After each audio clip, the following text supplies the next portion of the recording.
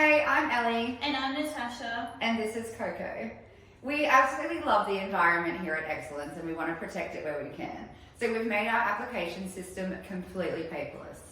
So our new application process is completely all online.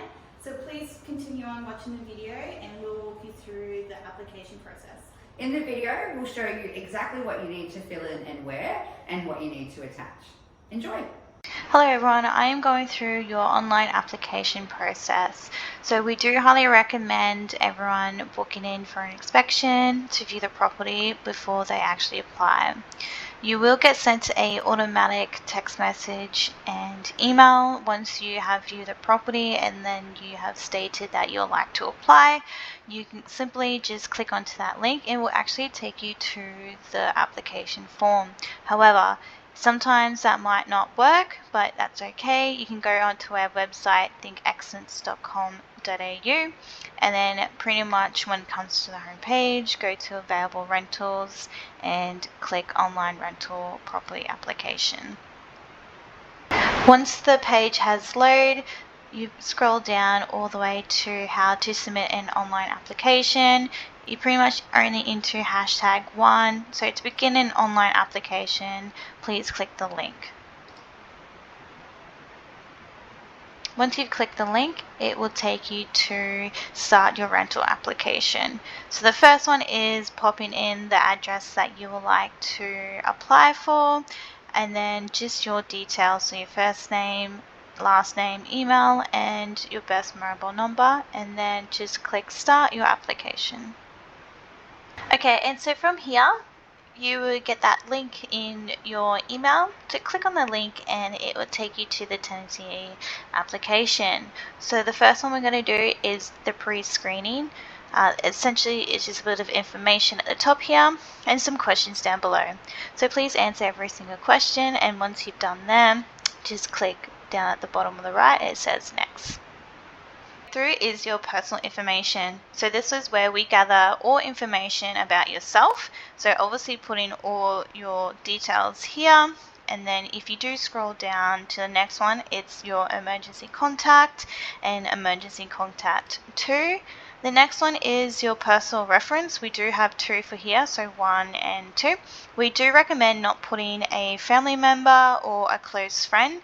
We do highly recommend trying to put someone in like maybe a work colleague, not your boss, but someone that you do work with, or even if you're in some sort of community, that will be another good one reference as well.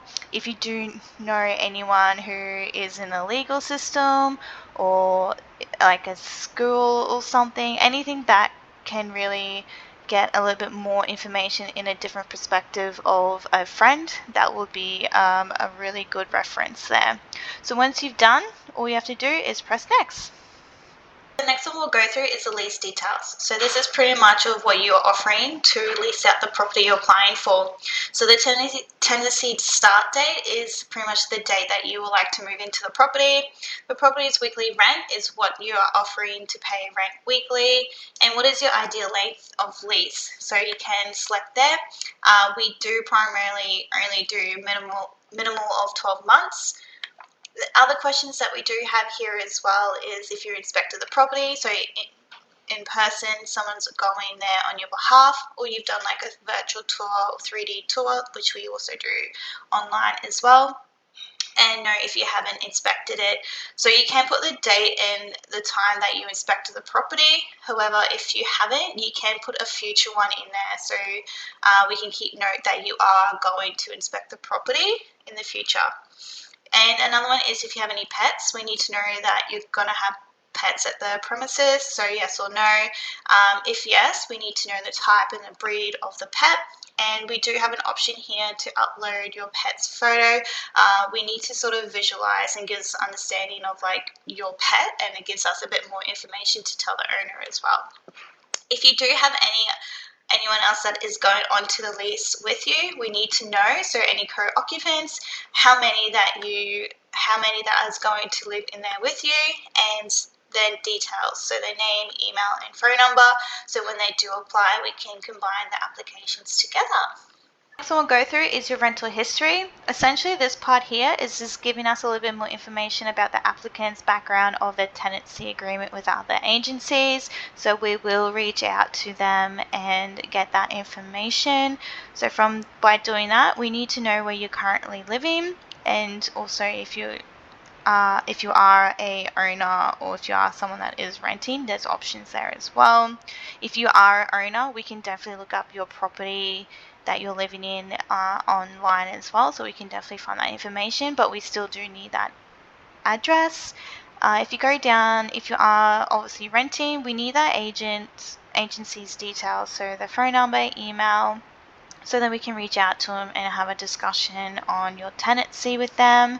And also a really important one is the reason you are leaving. We do have that secondary one, so previous one. So the same sort of thing again. If you are an owner, you can definitely put the details on there. If you're rentals, again, we need that rental property that you're living at, and same sort of thing. So agency's name, number, and also the reason that you're leaving. Next one we'll go through is your income. So we are pretty much gathering all the income that you get. Doesn't matter if it's full-time, from the government, etc. Whatever you're receiving as an income, we are going to do the checks with that. So if you are receiving any government assistance like Centrelink, Department of Veteran Affairs, pension, or a pension itself, just say yes, and then you need to provide us a description of those payments and the income that you're getting per week, and pretty much when you have started this government assistance. The next one is your actual employment. So if you are full-time, part-time, casual, etc., you'll need to let us know anyway. So putting in how long you've been in that current role, your current occupation, what you're getting after tax income per week, the employer's business name, and all the details there, because we are going to reach out to your employer just to get some information again about yourself. If you have any sort of other income, you can pop it on here as well. So the next one we'll go through is your supporting documents. So you are required to meet the 100-point identification.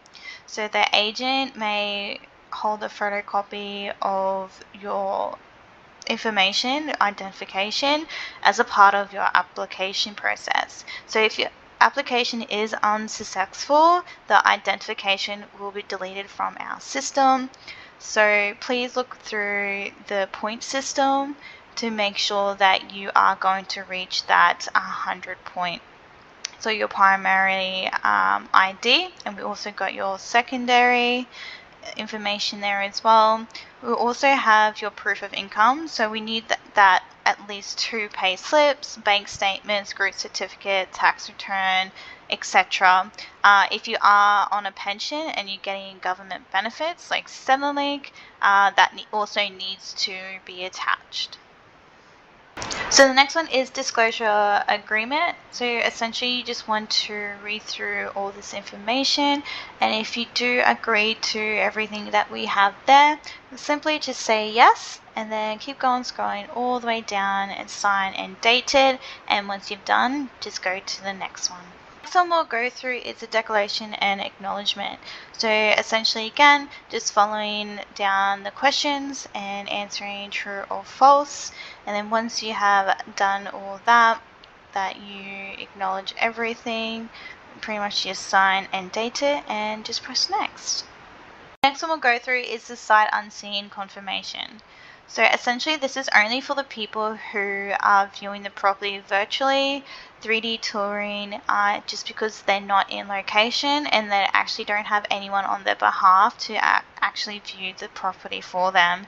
So it is very important for anyone who is like that to complete this sight unseen confirmation, because it's pretty much telling us if you approve, you're going to accept the property how it is without seeing it personally. So reading through the terms and conditions there, signing, and also dating. And the last one is your rental reference request. So this is essentially asking you to give consent, so we can go to your agencies or landlord to gather that information of your rental history.